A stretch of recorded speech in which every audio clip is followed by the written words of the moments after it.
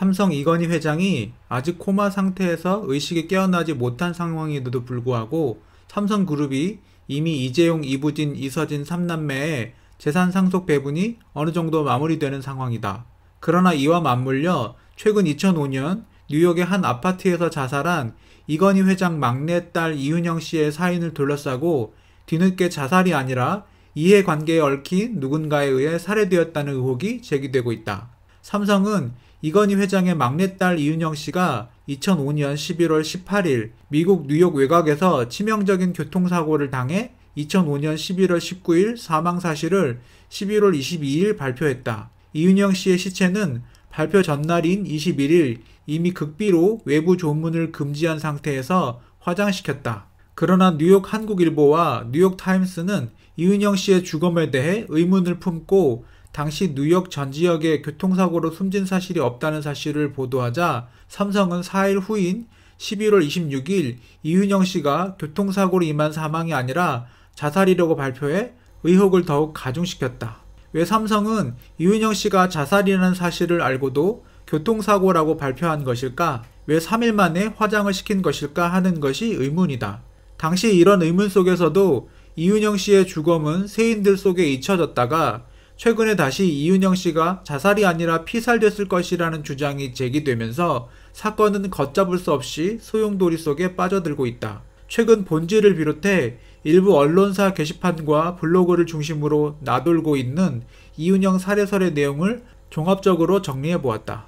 이 내용에 의하면 이건희의 막내딸 이윤영은 이재용 3남매와 배가 다르며 이로 인해 전개되는 삼성 재벌가에 얽히고 설킨 가족사로 인해 이윤영 씨가 집안 중 누군가에 의해 살해당했다는 주장이다. 그러면서 자신은 이윤영이 죽기 3년 전 노스캐롤라이나주 아스카라는 일식집에서 10여일 동안 함께 일했던 사람이라고 신분을 밝히며 삼성이 이윤형의 죽음과 관련해 자신과 연관지어 자기를 잊지 못해 자살한 것이다 라는 루머를 퍼뜨려 글을 쓰게 되었다고 동기를 밝혀 약간 정신 이상자의 행태를 보이기도 했으나 작성된 글이 구체적이라는 점에서 전혀 무관한 글이 아니라고 판단했다. 그러나 이윤영 사망 당시 이 씨 사인에 대한 갖가지 의혹과 의문점이 대두된 것은 사실이었다. 천문학적 재산가이자 재벌인 삼성 이건희 회장의 막내딸이 뉴욕의 한 아파트에서 쓸쓸하게 자살로 생을 마감한 엄청난 사실을 두고 가족들은 왜 그녀가 자살이라는 극단적인 선택을 했었음에도 불구하고 지금까지 침묵을 지키고 있었던 것인지 의문점이 한두 가지가 아니다. 포털 사이트에 올라온 글들이 빠르게 확산되고 있고 버젓이 블로그와 게시판에 올라 있는데도 삼성 측은 무방비 상태로 두고 있는 것도 의문이다. 자살을 왜 교통사고로 발표? 그 후 미국 뉴욕 현지 한국일보 지사 기자가 끈질긴 탐사 추적 끝에 추적한 결과 이윤영이 교통사고를 당했다고 뉴욕 경찰에 접수된 사실이 없고 교통사고를 당해 실려간 병원도 찾을 수 없었다. 이윤영이 교통사고로 죽었다는 삼성의 발표는 사실과 다르다고 생각한 기자들은 추적 끝에 이윤영의 시신이 자신의 고급 콘도 아파트에서 자살했음을 알아냈다. 이윤영의 남자친구로 알려진 시모모와 친구들이 함께 남자 둘에 의해 아파트 문에 전깃줄에 목매 죽은 시체를 발견했다는 걸 확인하고 한국 언론에 기사를 보도하려 하자 삼성은 막강한 힘으로 기사를 막았다. 그러나 다음날 뉴욕타임스에 삼성에서 이윤영의 죽은 사인도 둔갑시키려 한다는 삼성 보도가 나가자 2005년 11월 26일 삼성에서 부랴부랴 교통사고로 발표했던 것을 자살이라고 발표했다. 그래서 세상을 또 한 번 놀라게 했다. 만약 뉴욕타임스 보도가 나가지 않았다면 이윤영이는 교통사고로 죽었다고 끝났을 것이기 때문이다. 이윤영이 죽을 당시 오빠 이재용은 뉴욕에서 차로 2시간 떨어져 있는 곳에 있었고 이건희 회장은 미국 텍사스에서 암치료 받고 있을 때라 거동이 불편한 상태였고 당시 노무현 정권에 의해 삼성 엑스파일 수사를 피해 미국에 도피 중이었다. 그리고 이윤영이 죽은 날짜가 삼성 이병철 창업주 죽은 날짜가 1986년인가 87년인가 한국 시간 11월 19일 죽은 걸로 돼 있었는데 역시 이윤영도 비슷한 날짜를 선택한 것은 시기와 상황, 날짜까지 사전에 짜놓은 시나리오대로 추측된다. 이윤영 시체를 급히 화장하고 장례까지 서둘러 일사천리로 끝낸 것은 이윤영이 현재 누군가에 의해 이재용에게 살인교사됐을 가능성이 농후하다. 삼성 회장 막내딸 이윤영, 여자 혼자 어떻게 전깃줄을 꼬아서 목을 맬 수 있으며 발이 땅에 닿는 상태에서 자신의 목숨을 끊는다는 게 보통 어려운 일이 아닌데, 이런 점에서 삼성가에서 특히 당시 뉴욕 현지에 있던 오빠 이재용 부회장이 이런 점에 의문을 품지 않고 죽은 지 3일 만에 극비리에 화장시키고 장례까지 마친 것은 이윤영이 누군가에 의해 살해됐을 가능성이 농후함을 드러내는 것이다. 소문이라야 삼성에서 그런 소문 절대 안 냈다고 하면 그만이라지만, 이윤영이 급하게 화장하고 급하게 극비리에 장례까지 치르고 교통사고로 죽었다고 사인까지 누명씌워 둔갑시키려 했던 것이 신문에 보도되어 조작 은폐할 수 없는 것이다. 먼저 추리란 알고 있는 것을 통해 알고 싶은 것을 찾는 것, 오로지 관찰만으로 사건의 단서를 찾고 곳곳에 흩어진 단서를 조합하여 사건의 경위를 알기 위해 사건의 정황이나 주변 상황 등을 확인해서 수사망을 좁혀놓고 그 안에서 수집된 정보를 관찰된 사실과 하나씩 대입해 나가면서 범인을 밝히는 겁니다. 예전에 일어난 일을 두고두고 곱씹어보면 새롭게 와 닿는 게 있기 마련이고, 역사의 논쟁은 중요한데 미리 결론을 정해놓고 그것으로 몰아가는 것은 짜놓은 시나리오대로 범행을 하는 범인과 같은 것이다. 이윤영의 주검을 제일 잘 아는 사람은 다름 아닌 현재의 삼성전자 부회장 이재용이다. 자신의 동생이 교통사고가 아니고 의문의 자살을 했음에도 불구하고 조금도 의심을 하거나 문제를 삼지 않고 곧바로 3일 만에 화장을 시킨 의도는 무엇일까 하는 부분이다.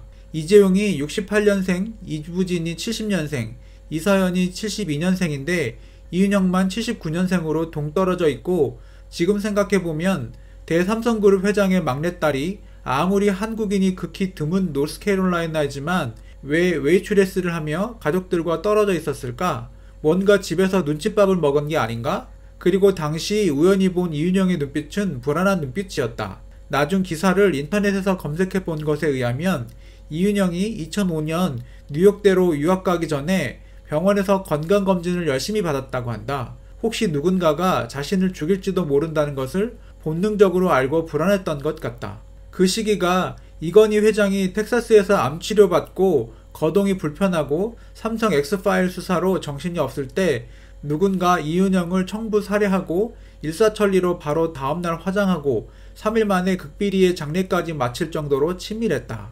이건희 회장은 이윤영이 가까운 사람들에 의해 청부 살해당했을 가능성을 눈치채고 파헤쳐봐야 삼성그룹이 망한다고 쓰면 뱉고 달면 삼키는 실용주의 정신으로 조용히 덮으려 했던 것인데, 바로 그게 쌓여 이건희를 쓰러지게 만든 것으로 추측된다. 삼성전이란 책에서 이건희 삼성 회장이 이윤영을 낳고 정관수술했다고 중앙일보 기자에게 말했으며, 이건희 회장이 자식들 중에 이윤영을 가장 아꼈다고 한다. 그 증거로 2003년 언니가 둘이나 있는데 재계 여성부 3위에 올라섰습니다. 삼성을 생각한다는 저자 김용철의 책에서도 2000년 당시 이재용이 왜 그런지 하루라도 빨리 경영에 참가하고 싶어 했고, 이런 조바심에 편승해서 나온 결과물이 이 삼성이라고 했다. 그러나 이재용이 경영에 직접 나서는 계기로 삼으려 했던 이 사업은 순식간에 망했다. 이 삼성의 실패가 갖는 의미는 컸다. 삼성은 그룹 차원에서 지원했지만 자동차 사업에서도 실패했다. 이어서 그룹 차원의 지원을 한 사례가 이 삼성인데 그것도 실패했다. 자동차도 망하고 벤처도 망하는구나 라는 말이 나왔다. 그에 반해 삼성 회장의 총애를 받으며 재계 여성부 3위의 이부진, 이서연, 이재용을 바짝 추격하는 이윤영 양을 보며 현재 삼성전자 부회장 이재용은 심한 질투와 이유 있는 조바심을 더 느꼈던 것 같다. 이건희 회장은 아직 의식이 깨어났다고 삼성에서 발표하지 않고 눈만 껌뻑인다는데, 전문 의사들은 삼성 회장이 협심증으로 쓰러졌다는데 놀란다. 삼성 회장이 불황자도 아니고 주치의는 물론 전문병원 삼성병원까지 가지고 있는데 진단하기 쉬운 협심증을 조기 발견하여 예방하지 않은 걸 의문스러워했다.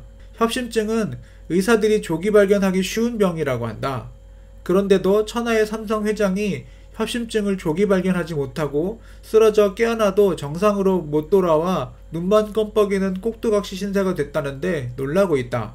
이재용은 삼성 회장이 쓰러지자마자 자기 마음대로 상속재산 챙기는데 급급하고 있다.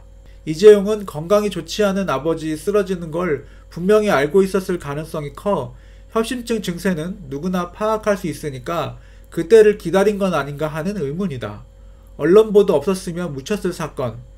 한국 정부보다 더 정보력이 뛰어나다는 소리를 듣고 있는 삼성이 이은영 죽음 사건에 대한 대응은 국제적 대기업답지 않은 어설프기 짝이 없는 대처였다. 이는 국민과 사회에 대한 모욕이고 바로 이은영이라는 한 인간의 존엄성에 대한 모욕이다. 죽은 자는 말이 없다. 그러나 죽음의 흔적은 남아있다.